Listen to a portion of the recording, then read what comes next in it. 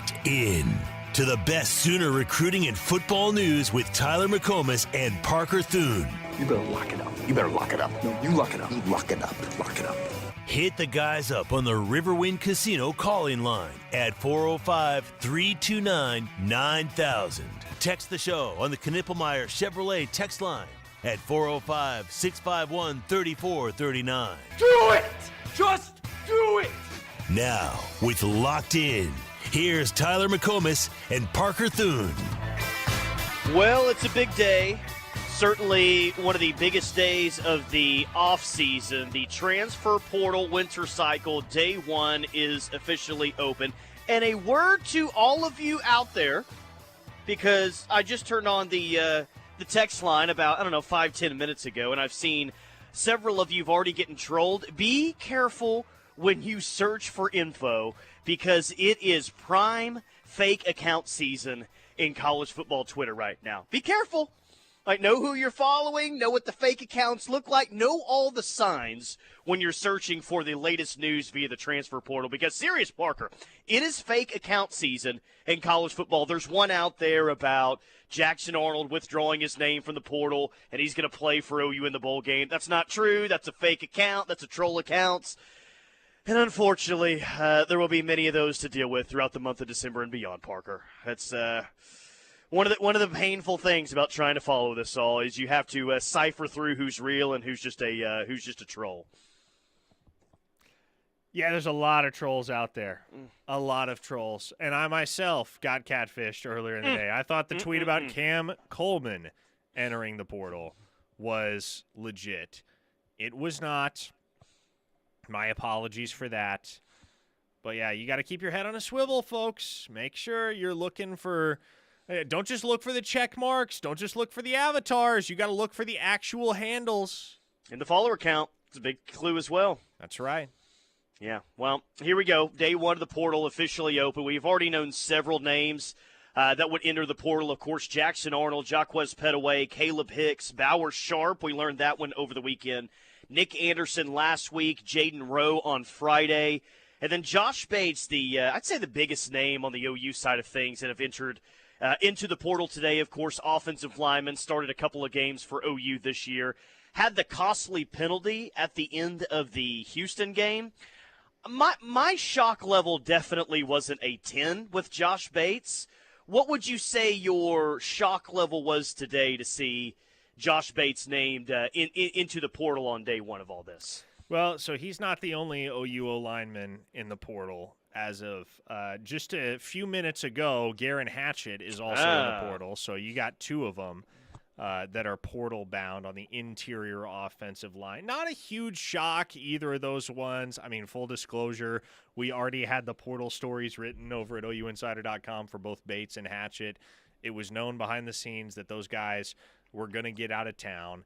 And it makes sense, Tyler, because on the one hand, with this game, that college football as we know it being such an NIL dictated game, and things operating the way that they do in the NFL for the most part, where there's a valuation for every guy and that valuation changes if you're injured. A guy like Garen Hatchett was just not going to be worth as much money to the University of Oklahoma as he was a season ago after undergoing bicep surgery.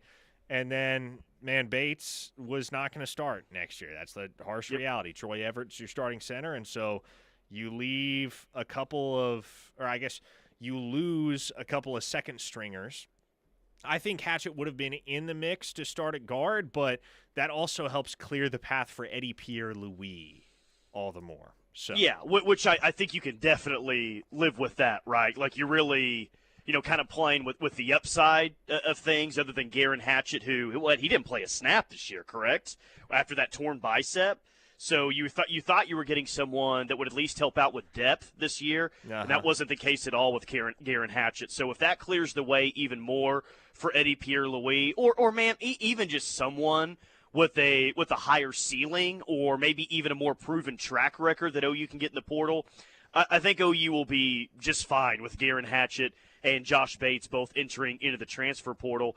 And I think that that's one thing that this staff is going to value And I think that that's something that you really do need to value when we're talking about portal players on this offense, man. This offense has got to get a lot better, and this offense has got to get a lot better in a hurry. Like, I'm not totally against taking someone who's only played 1 year of college football. Maybe they don't have the most experience, but you can see the talent there. I think in a lot of cases, offensive line included, Parker, I think the staff has to, and I think they will kind of value what the proven track record that's happened with them playing college football. That won't be everyone, but I hope I'm right on that. I hope I see a staff this year for OU that really values, okay, let's go out and get guys that can help us immediately and guys with proven track records at a pretty high level. 100%. You're spot on. That's exactly what Oklahoma's looking for and will continue to look for in the portal is guys who have done it before, because you're not at the point, for instance, you go back to the 2022 offseason. Brent Venables and his staff are fresh. Like, it's January of 2022. They got to fill out a roster. The defections after Muleshoe's departure have put the program in a bind. And you got to make some speculative additions. Kenai Walker comes to mind. He was a redshirt freshman who had played in 5 games and made 1 tackle for Louisville. Tyler Guyton comes to mind, a guy that had played a little bit of offensive tackle, a little bit of tight end at TCU, but had never done much of anything. You take flyers on those guys at the time because, well, you kind of had to, Tyler. You're not in a position now where, A, you have to, or B, you even want to. Because, as we've discussed, if this staff doesn't win in 2025, they're out of a job. Yep. Better get help immediately. Okay, did you see Hatchett is transferring? Says a texter from the 918, the 214, and the 405. Yes, we did. But thank you for helping out anyway.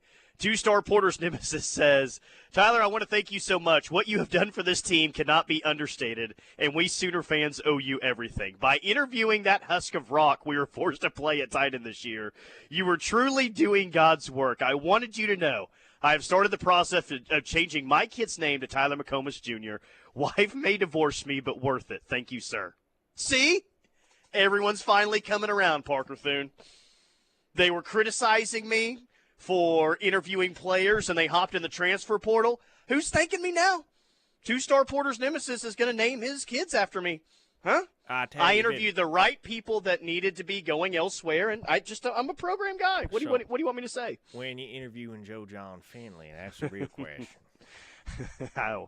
I don't know, maybe this week at some point. I guess we'll have to see. Program guy, I didn't need to explain myself at the time. I just said, let the process play out, trust the process, and you guys are finally starting to trust the process. I love that. John in Commerce is going to ask, or is asking a question that we're going to get a lot of, man. Today, this week, throughout the entire portal process, is OU looking at insert player name here that's in the portal? Is OU looking at Georgia Tech wide receiver? And I'm sure that there's a lot of wide receivers that are in the portal. Heck, Parker, there's one, and I get the frustration if OU is offering and bringing in a bunch of players that are non-Power 4. But there's a North Texas transfer, DT Sheffield, that just entered in the portal. North Texas? Right, No. Exactly. Like, that's the reaction that I'm talking about. But a first-team all-conference guy caught 66 passes for 822 yards and 11 touchdowns. Is OU going to pursue DT Sheffield? I have no idea initially if they're not. The point is there's definitely room for OU to pursue wide receivers in the transfer portal, and there's not a whole lot of guys that I would just immediately say, no chance on that, because I would feel like they're going to be very active at that position. Yeah, they will be, and I'll throw another North Texas name at you because I know everybody loves North Texas, right? UNT-DNA. Tyler Mercer. Freshman All-American center, Tyler Mercer. Garen Hatchett out, Josh Bates out, Tyler Mercer may be in. That's a very real thing. And that's a guy that Oklahoma almost offered at the tail end of the 2024 recruiting cycle. At the time, he was committed to Tulane, Tyler, and started getting some P4 attention, but never actually got any P4 offers, wound up signing with North Texas. And all he did as a true freshman was wind up a freshman All-American. So, you know how that's going to go over if that happens. I think we all know how that's going to go over if they get more players or offensive linemen from North Texas. Slim Brady says, will OU pursue Tyler Van Dyke. He's got another year of eligibility, Tyler Van Dyke does. Does he I guess really? I shouldn't be surprised anymore about who has an extra year of eligibility. Jeez, it's it's insane. Cam Rising has another year of eligibility, Tyler. Well, that's what I was about to ask is who's the player out there that you're like, are you serious? How is that possible? What about How does that Chandler guy- Morris? Chandler Morris, sure. Cam Rising, though, especially since he was committed to OU at one point, I would say Cam Rising and Alan Bowman, because when Kyler Murray was playing at OU, Alan Bowman got injured in that game when he was playing for Texas Tech. There's just some of these quarterbacks, and I'm like, golly, how they still have more years of eligibility left? Dang. Oklahoma needs to slow down on their offering of wide receivers, says Greg and Muskogee, like the one from Miami of Ohio. Be patient. Somebody from Kennesaw State might come available. Oh, gosh. I want to, and there's, the kid at Arkansas Pine Bluff is a great example, Giovanni Gibson. Really good player. Really good player. You watch the kid on tape, you're like, all right, that's going to play. But you can't shake some people's perceptions of FCS transfers, especially after the Bauer Sharp fiasco. And I get it. I understand it. I'm not going to fight anybody over it. I understand if you're skeptical with OU taking a transfer from a lower classification or that's jumping up a level or multiple levels. I just don't really know how to make you feel any better about a guy like Giovanni Gibson or a guy like Tyler Mercer. I can sit here and tell you they're good players till I'm blue in the face, but unfortunately the likes of Bauer Sharp and others, Tyler, have just wrecked so many people's perspective. Jeez, how about that video that made its way on Twitter, the Bauer Sharp video, as soon as he listed his intentions to enter into the portal. Oh, my goodness. Jeez, hardcore fan base on social media this weekend when that announcement came down. Somebody from the 405 asked, didn't D.D. Westbrook come from Pine Bluff? No, you're thinking of Mark Bradley. Mark Bradley came from Arkansas Pine Bluff. So there is precedent for an Arkansas Pine Bluff transfer making waves at Oklahoma. But I was to that point, let's think of the transfer portal era. Has OU – how much success has OU had with, non-Power 4 players? First, let's start off with who they have had success with recently via the transfer portal. Dominic Williams, I would absolutely say that was a very successful get, and hopefully he's back next year. Who are some other players here over the past 3 to 4 years that we would say, okay, OU did an excellent job with that player in the transfer portal? And have those been from Power 4 conferences, or have they actually found success with smaller schools like the MAC and others for players? I mean, this is going back a couple years, but I can think of a transfer that Oklahoma brought in from the Mountain West that turned out to be a really, really good player. You remember C.J. Colden? Yeah. C.J. Colden played really well on the defensive side of the ball for Had Oklahoma that crazy interception against Kansas in 2022, is that right? Yeah, so that one comes to mind. And we're just limiting this to lower level guys here. Well, I'm just kind of just in general, how has OU fared in the transfer portal era of the sport, and when they have found success, have those come from proven commodities that we already knew about, or have those come from, hey, this guy's from Miami of Ohio, and maybe everyone initially hated the idea of getting someone from the MAC, but they ended up being a really good player, like Caden Woolard. How would we? How would you say that was a great get via the portal, a good get, a solid get? How would you say someone like that fared in their lone season here? Yeah, well, I mean, obviously the statistics for Caden Woolard didn't really live up to the billing as far as what people's expectations, including my own, were for the kid. But, he battled injury. That cost him the final game of the regular season. And ultimately, I don't know whether victim is the right word, but when a guy like R. Mason Thomas is raising the type of hell that he's raising off the edge, you're going to keep that guy on the field as much as possible. And then Ethan Downs just earned his invite to the Shrine Bowl today. That dude was a stud throughout the season and throughout his entire OU career as well. So I would argue you didn't really need Caden Woolard to be as impactful at OU as he was at Miami of Ohio, but as far as how Oklahoma has fared in the transfer portal, I mean, they haven't I don't know that they've had any guys that were absolutely seismic additions, program changers. Because even Jalen Hurts, I guess that was technically the very beginning of the portal era, but he was a grad transfer. He could come regardless of whether or not the portal existed. Like Gabriel's one that's recent. Gabriel certainly. That worked out very well. That might be, pound for pound, your best acquisition of the portal era. Eric Gray is up there.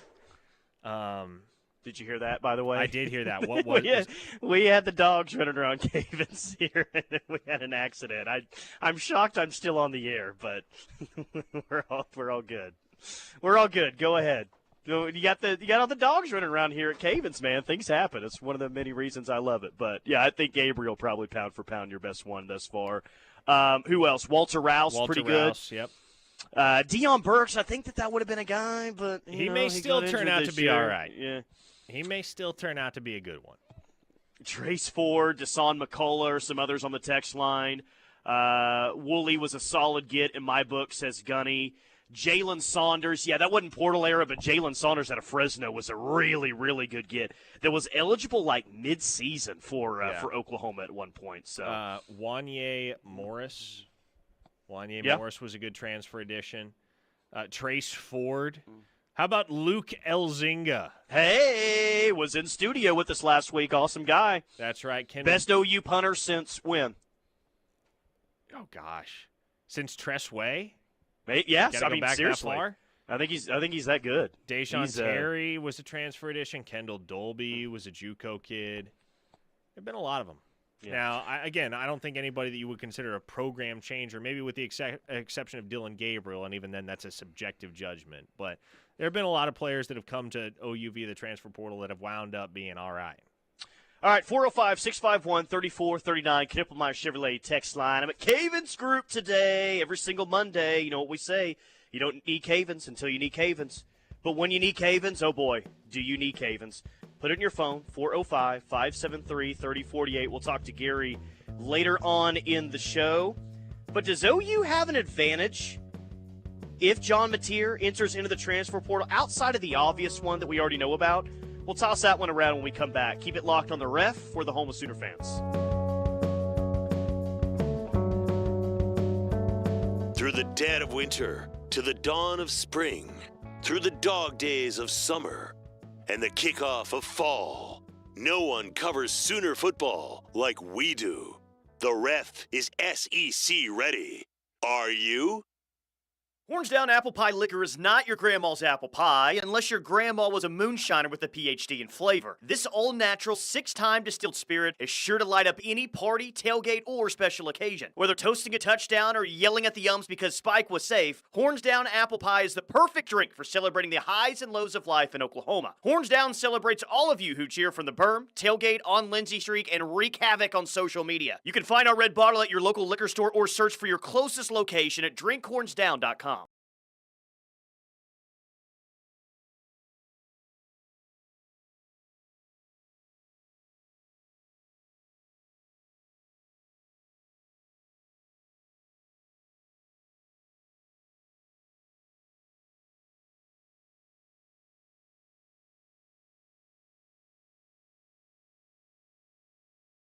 Contact Zane Alexander today at 405-360-3790 or visit trailsgolf.com. The 6-time national champion Oklahoma women's gymnastics team begins their first season in the Ultimate Gymnastics Conference in 2025. It's the best show in town, fit for the entire family, and tickets start at just $65 for the 5 home meets against Missouri, Arkansas, Kentucky, Florida, and Michigan. Friday night heights at the Lloyd Noble Center are just weeks away, so don't wait. Visit Soonersports.com/tickets to lock in your season tickets today. Boomer Sooner.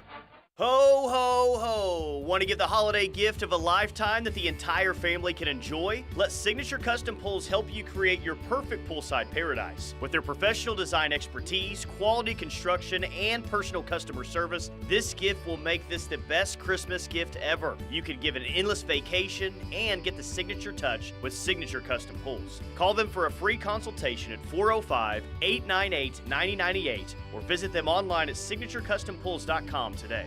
When I grow up, I want to be a teacher.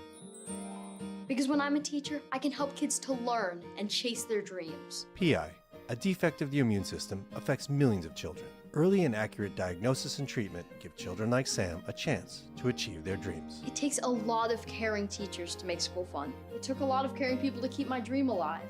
And now, because of them, I can be head of the class. For more information, visit the Jeffrey Modell Foundation at info4pi.org. Stand Up to Cancer asked leading cancer researchers to speak about why they do their work.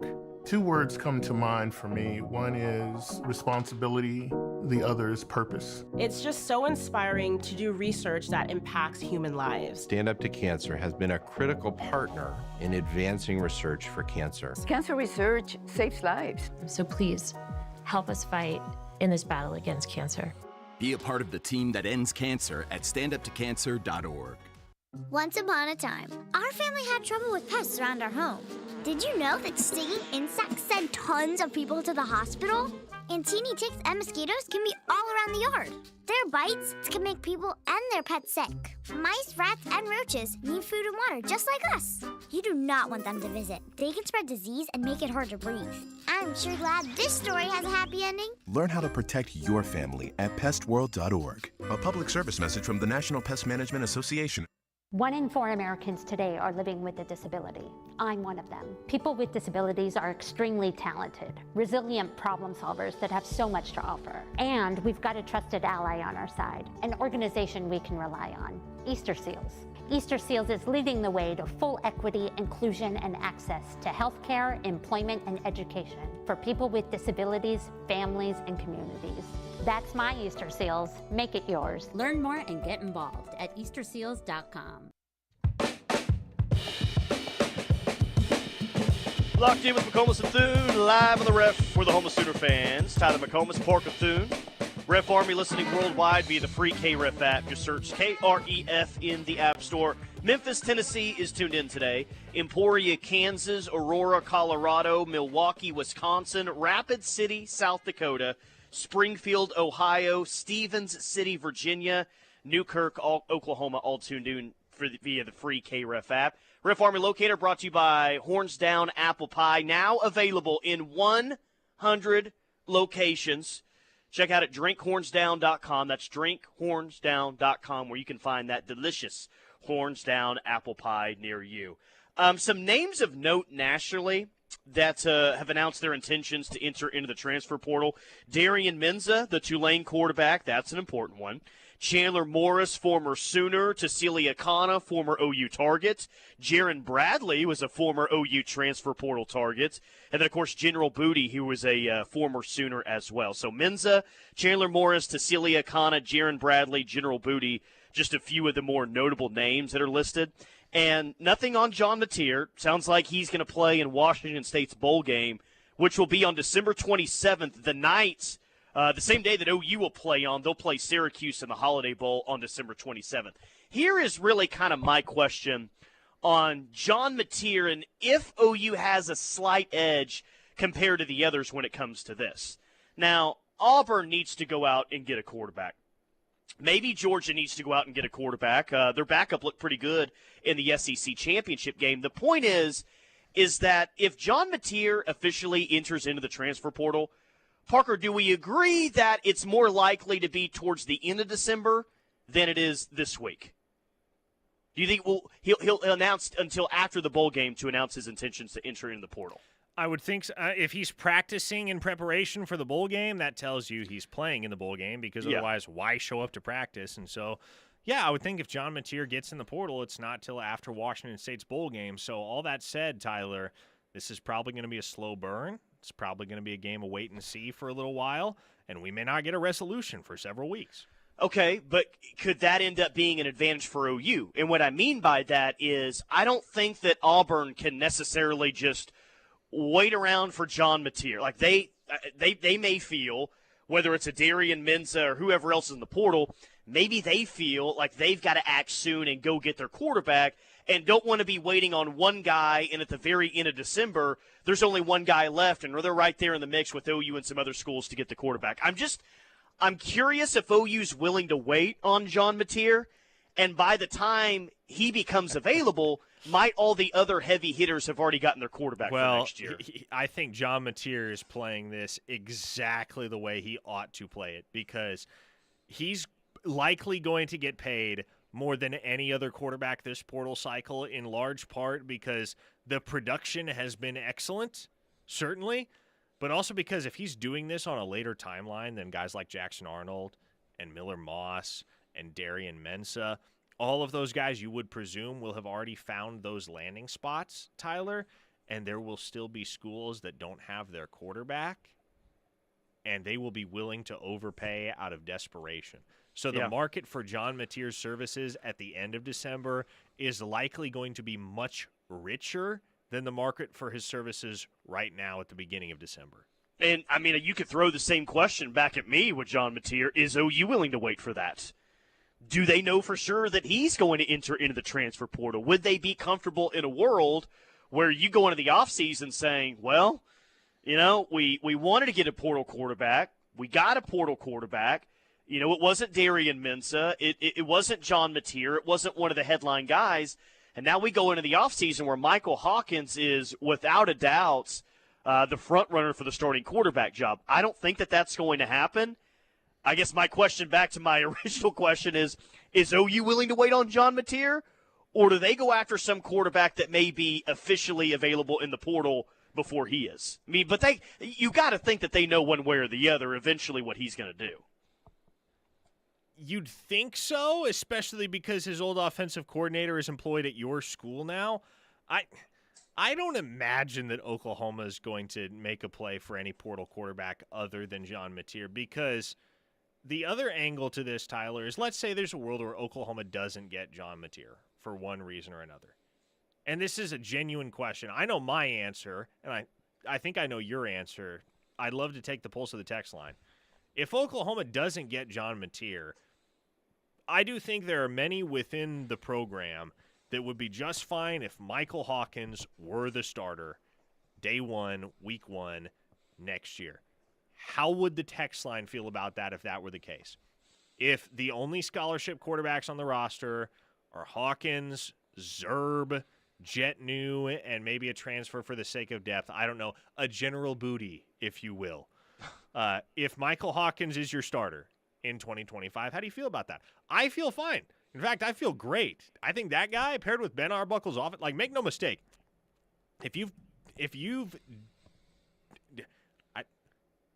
what is my brain just did a complete barrel roll. I was trying to, if you've dived into the tape, I was like, dove it. For whatever reason, I couldn't land all on of the those right. would have worked on this radio show, just to let you know. If you haven't dived into the tape on Arbuckle's offense, to me, in watching it over, it's very, very clear, Tyler, that this is an offensive scheme that is very well suited to the things that Hawkins does well. Well, but here would be my issue with that, and not even so much Michael Hawkins, because I think that he, you know, has a chance to be a very good college quarterback. The overall depth of that situation really makes me nervous, especially coming off of a year where you had multiple changes at quarterback. Now, I expect the quarterback development to be a lot better. I expect the game plans and the play calling to be a lot better. I would expect the quarterbacks to be put in a much better situation next year than they were this year. You know, maybe you could do some damage with Michael Hawkins, but if anything were to happen to him whatsoever, then you really have a drop-off with QB2, and that part makes me very nervous about that situation.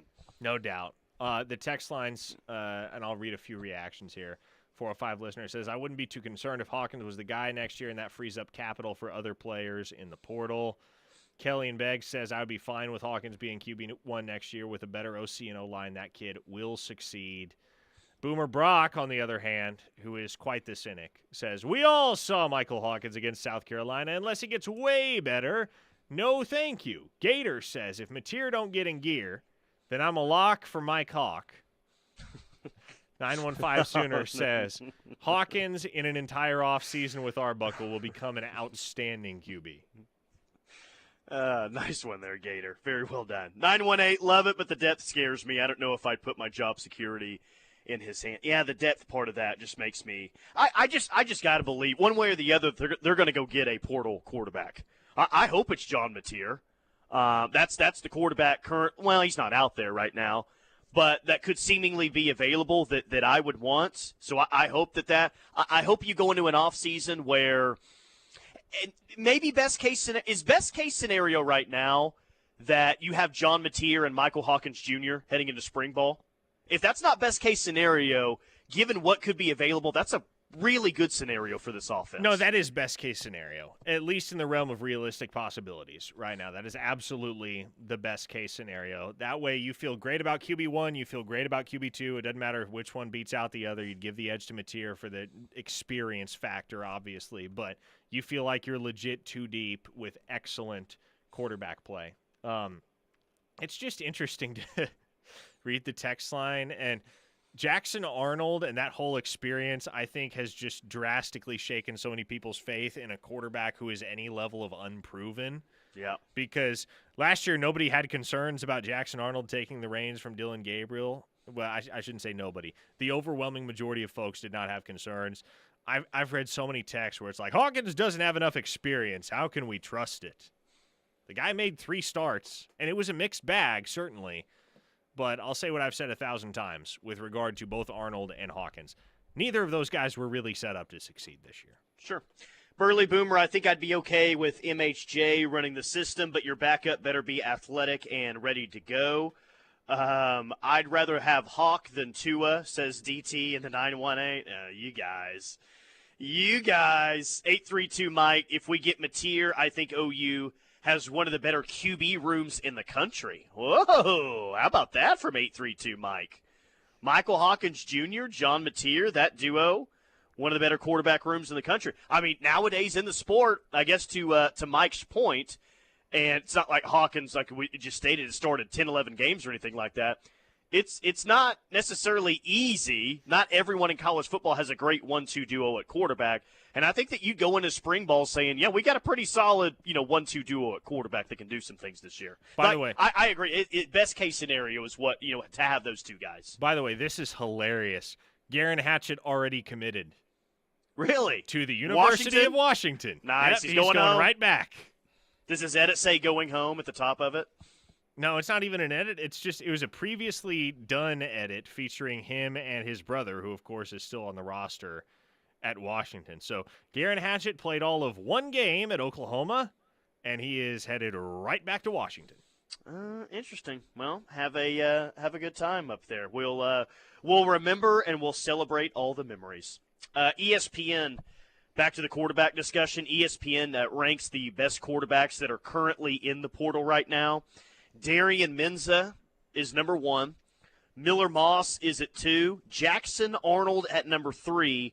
Connor Wegman at 4. And then Salter from Liberty is at 5, followed by Dampier at New Mexico at 6. Ooh, I like Dampier at New Mexico, man. We talked about him on Thursday or Friday of last week. I like Devin Dampier a lot. I like Caden Salter a lot, too, but he's going to go somewhere that pays and pays him a lot of money, and there will be schools that pay him a lot of money.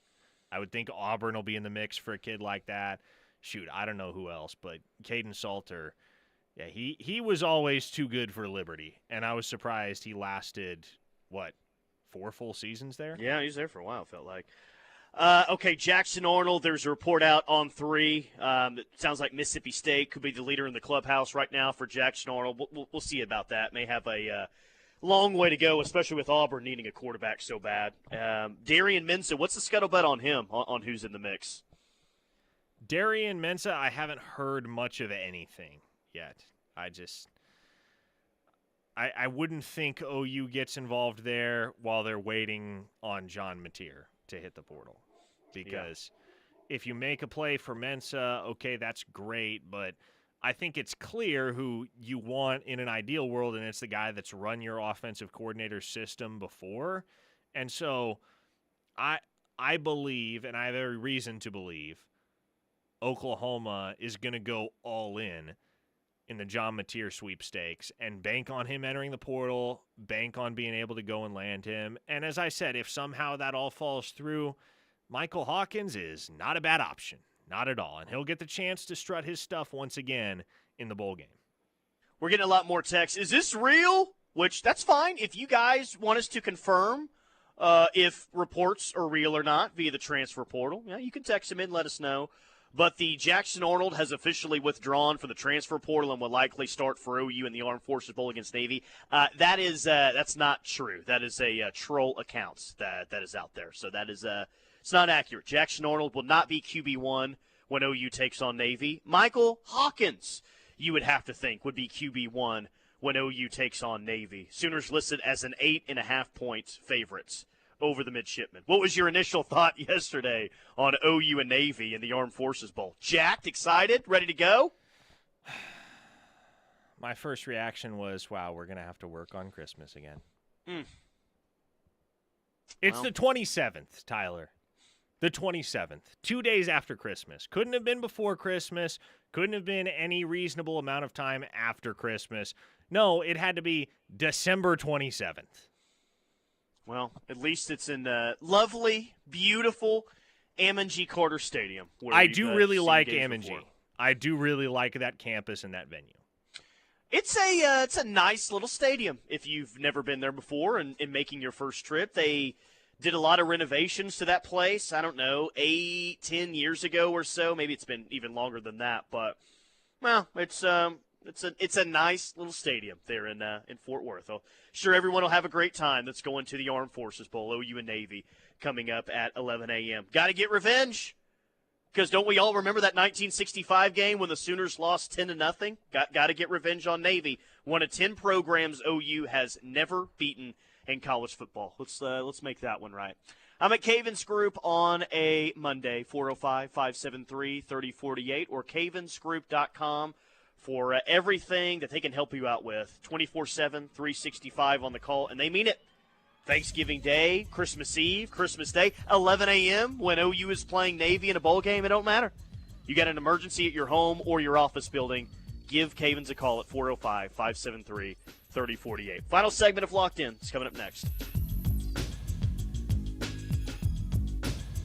A true Sooner fan wouldn't be caught dead without the KREF app. Join the Army. Get the app. Tell your friends. This is The Ref, where diehard Sooner fans listen. Orange Down Apple Pie Liquor is not your grandma's apple pie unless your grandma was a moonshiner with a PhD in flavor. This all-natural, 6-time distilled spirit is sure to light up any party, tailgate, or special occasion. Whether toasting a touchdown or yelling at the Yums because Spike was safe, Horns Down Apple Pie is the perfect drink for celebrating the highs and lows of life in Oklahoma. Horns Down celebrates all of you who cheer from the berm, tailgate, on Lindsay Street, and wreak havoc on social media. You can find our red bottle at your local liquor store or search for your closest location at drinkhornsdown.com. Ever wonder why someone would go to the ends of the earth and leap into the unknown?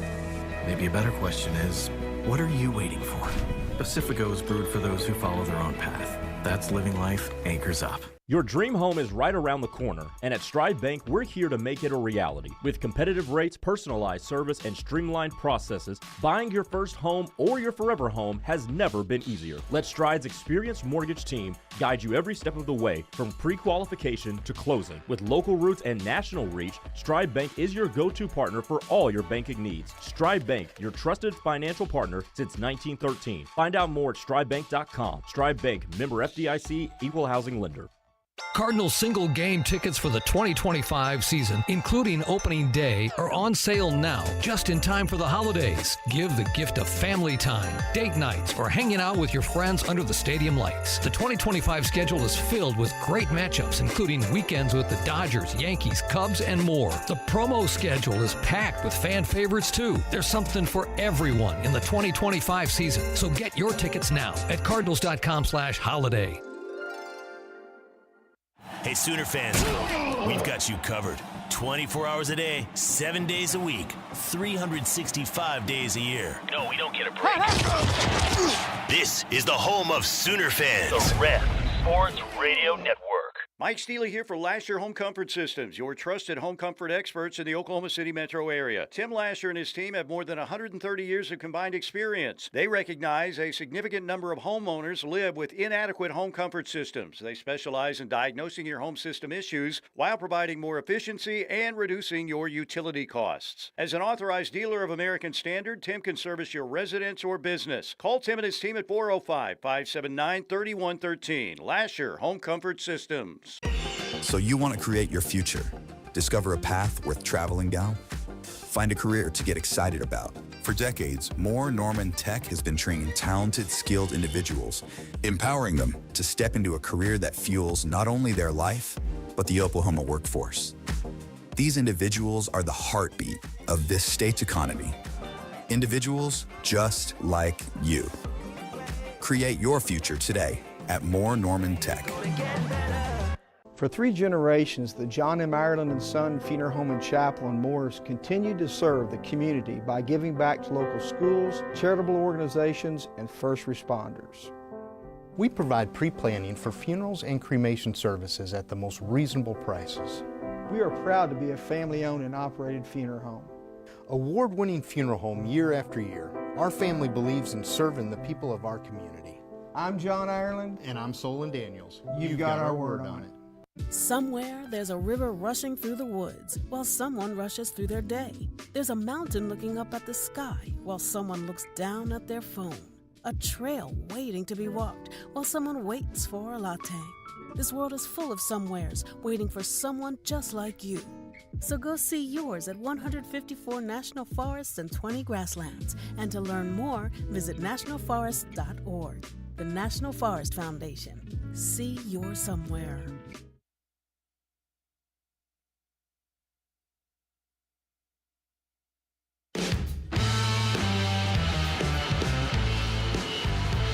Dorsey Jones Buick GMC in El Reno, bringing this hour of Locked In with McComas and Thune. Great selection, great pricing at Dorsey Jones Buick GMC. Check them out in El Reno. New portal entry in states, of interest in states over the break. OSU hybrid safety / linebacker Kendall Daniels is entering the NCAA transfer portal. He has nearly 2,300 career snaps with 240 career tackles, 7.5 career sacks, 24 TFLs, 5 interceptions, and 13 passes deflected. Here in Big 12 Freshman of the Year in 2022. Honorable mention All Big 12 in 2023. Top 175 recruit who had offers from Bama, Clemson, LSU, Notre Dame, and Oregon. Am I remembering right that his recruitment really came down to OU and Oklahoma State? Is that who I'm thinking of, Kendall Daniels? Well, no. He initially signed with Texas A&M. He signed with Texas A&M, then asked out of his NLI that following spring and got in the transfer portal. And at that point, it was OU or Oklahoma State. Yes. Yeah. And OU wanted him to play safety, I believe, and he wanted to play linebacker, and it was Oklahoma State at that point. Okay, Craig in Cleveland says, Ammon G. Carter gives me bad flashbacks. The only time I went was for the road game against TCU in 1997. It was one of the ugliest games I've ever seen. We had 6 different players take a snap at quarterback, and our best offensive play was a deep post to Jason Freeman that was picked off, but our tight end straight up wrestled the ball away instead of tackling the defender. Amazing play, ugly, ugly, ugly game. We won 10-9. Yeah, OU was down 9-0 with like under maybe 3 minutes left in that game and won 10-0. Didn't they get an onside kick? Got an onside kick in that one, and yeah, got a field goal late. Won at 10-9. Little Sooner magic there in 1997 at Ammon G. Carter Stadium. And on the final play of the game, a young Roy Williams absolutely destroyed someone on a kickoff return. It was pretty great. Doug in Norman has chimed in on the text line. This is always fun. Uh-oh. What is the definition of tampering? Is there one? You guys are quick to accuse other schools of tampering with OU's players, but we are obviously close, if not actually, tampering with other schools' players, to wit, Mateer. OU is all but trying to entice him into the portal, with all but promising him a starting job at a blue blood program. You can deny it all you want, but the back channels, as you call them, are actively trying to entice someone on another roster who will be playing in a bowl game. By the way, Can tampering or illegal recruiting occur by a member of the media just asking for a friend? Yeah, look, Doug, everybody tampers. I'm not going to act like OU doesn't. Every single school tampers because tampering is synonymous with back channeling. And every single school is working back channels to see, is this kid interesting in getting into the portal? Things maybe not so great at his current spot. Would he be interested in coming to our school? Every program does it. And they do it via a variety of means, but every program does it. And so, Doug, it's, this is the new normal in college football. This is what we all have to deal with, and this is the game everybody plays. Yes, every school tampers, and if you're not tampering, well, then you're getting left behind. Greg in Muskogee says, what's the latest on that tight end from Ball State? Tanner Koziel being the tight end in question. The latest, I know there's interest on his end. I know there's interest on OU's end. We'll see if a visit materializes. He's going to be very, very coveted in this portal cycle at the tight end position because you're not finding another tight end, Tyler, that is 6'7" and had 94 catches this past season. That will not happen. Yeah, I haven't seen another tight end like that in the transfer portal. Luke has pretty good, man, but it sounds like that one is definitely leaning towards a no-go on that being a possibility. I do not believe Luke will wind up at Oklahoma. Yeah, it's a bummer. That would have been one that I think a lot of people would have gotten excited about, but going to need immediate help at tight end, that's for sure. Just from a number's sake now, like Bauer Sharp is in the transfer portal, Jake Roberts is gone, so unless Devon Mitchell is a star next year and ready to be that guy in year 2, then you're definitely going to need immediate help from somewhere at tight end. LaDonna from Lubbock says the 27th is my birthday, so the Sooners can get me a win for my birthday. A happy early birthday, LaDonna. Hopefully OU can get that win against Navy and move to 7-6. Brian and Bixby, if you're not tampering, you are Oklahoma State's. And then a lot of text about Doug right now that I'm going to steer away from. Breaking news, there was reports that Yoda was in the transfer portal. Do not listen. That is from Yoda himself. The Waffler says, do you think we will go after Deshaun Stribling? He's really good. Yeah, that one was announced, about an hour and a half ago or so? Oklahoma State wide receiver, Deshaun Stribling. There's so many wide receivers, I think, at this point that OU could be interested in. Stribling had 882 receiving yards on 52 catches in 2024. I wonder if they just kind of let today play out or the next couple of days play out and then evaluate their options a little bit more at wide receiver. But that is, that's one of the positions for sure where there's going to be a lot of available guys that I think could help you out immediately. Yeah, wide receivers are going to be all over the place in the portal. And so Oklahoma's going to have the opportunity to go get some good ones. Obviously, they've set some early priorities, one of whom is Donovan McCulley, who is visiting OU, the transfer from Indiana, so we'll see what happens there. But if you see a wide receiver hit the portal and he has produced, and a guy like Deshaun Stribling fits the bill perfectly, where he's not going to cost an arm and a leg to go and acquire, but he has produced. He's got size. He's got speed. He's a complete package at wideout. Oklahoma's going to go make a run at him, and they've done so with McCulley to this point. They're making a run at Reggie Virgil from Miami of Ohio. I would expect them to be involved with Trey Spivey from Kansas State, and there will be more. There are more. Yeah. John Mateer should commit privately this week to someone. He would make it official after their bowl game, says a texter from the 405. Weston Sooner says, what about Cam Coleman? That was a fake report earlier, Weston Sooner. Nothing on Cam Coleman officially as right now. Travis from California, any thoughts on Gentry Williams going to the portal? I do not believe that will happen. I think Gentry Williams is going to stay. Yeah, well, if he can stay healthy, man, got a chance to be a really, really good player for Oklahoma in the secondary. Just to throw in a little recruiting, just to say that we did it today, since it's all portal-focused, I did see on Rivals today that former OU commit Jonathan Hatton Jr., as you would imagine in the 2026 class, is getting a lot of attention nationally. But looks as though Texas A&M could be the current leader for the former OU commit at running back. Yes, Texas A&M is where the buzz is and has been for Jonathan Hatton. They're the school that convinced him to back off his pledge to OU, and they appear to be the leader in the clubhouse. 3-star Chase Herbstreet. Yeah, Herbstreet commits to Michigan over the weekend. Scott Frost is heading back to UCF. A lot of coaching news that happened over the weekend. Barry Odom to Purdue. Bill Belichick go to North Carolina. Maybe that one happens soon. But Scott Frost going to UCF, quite interesting after he's been on the sidelines for, 2.5 years now? And he gets a pretty nice head coaching job. And that took me by surprise a little bit. Yes, the last game that Scott Frost coached was a September 2022 home loss to Georgia Southern, which was his final game at Nebraska. So, look, count me among those who think Scott Frost is actually a good ball coach who just did not do the Nebraska job right. He screwed up there and screwed up again and screwed up again and screwed up again. It was a very poor job by Frost at Nebraska. He had success at Oregon and he had success at UCF for a reason. I think he's a good ball coach. I think he's going to get that program winning again. I believe that.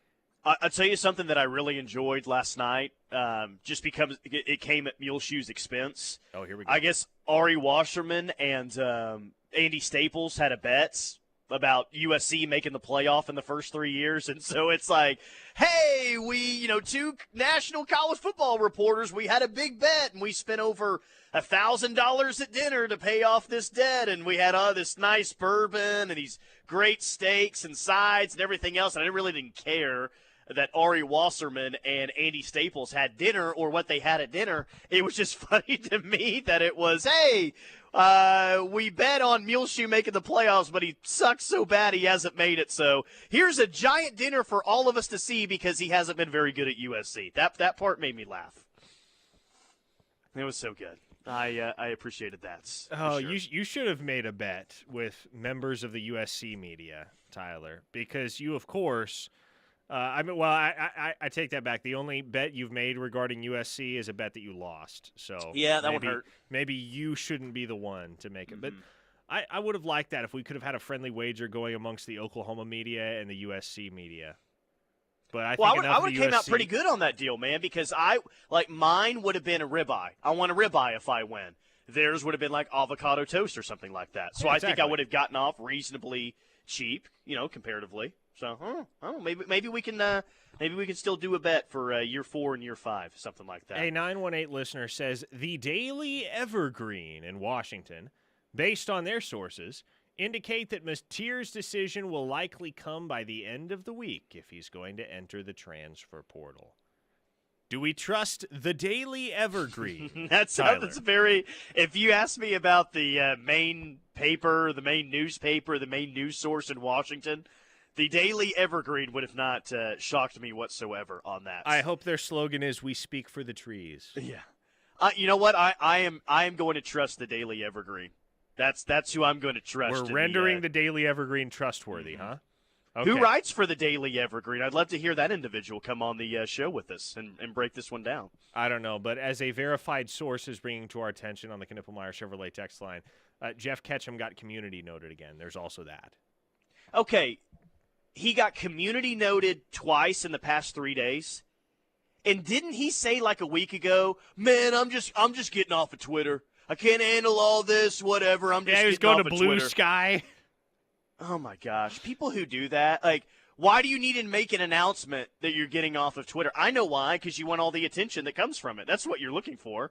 So you announce that you're getting off of Twitter. You should have done it because you've been an embarrassment to yourself the past few days, getting community noted twice.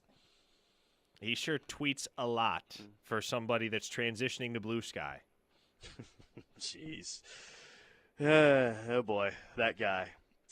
Brian Newberry, head coach at Navy, in case you didn't hear, Westmore graduate, played football at Baylor from 1992 to 1996. I guess he also worked at Glacier National Park at one point in his life for 6 months. That's what it said on his Wikipedia page. If we can trust the Daily Evergreen, I think that we can trust the Wikipedia page now. Brian Newberry, he likes him the outdoors. Listen to this. Growing up, Newberry worked as a tour guide at Glacier National Park. He enjoys photography to the point where he stopped coaching for 6 months to consider a career in the field. Wow.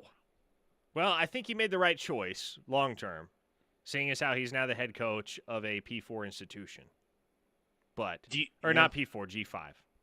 I keep having to remind myself the AAC is G5. Do you think he'll be taking photos on the side? Do you think he's one of those coach or the only coach that does that? Randy Johnson got into the photog game and got. Yeah, he's like he still does it, doesn't he? Like that's like his gig these days is being a credentialed photographer at major sporting events. Well, maybe OU will go up against a coach in Brian Newberry that's taking photos at the same time as the game is going on. I guess we'll find out 11 a.m. on December 27th. The Rush is coming up next. I'm Caven's Group on this Monday, cavensgroup.com. Don't forget to follow them on Facebook. They do some really cool giveaways to all their followers on Facebook. That's Caven's Group, Cavins Group. Go follow them on Facebook. More to come next for The Rush right here on The Ref. We're the home of Sooner fans.